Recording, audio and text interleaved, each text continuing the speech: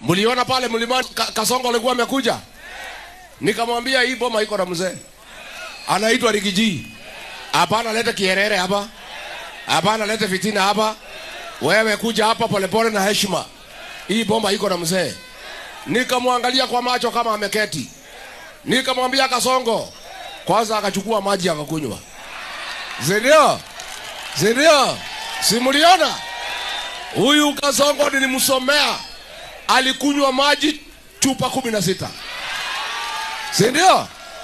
Kasongo angaishwe siangaishwe. Nikamwambia Kasongo, wewe kuja hapa mlimani na adabu.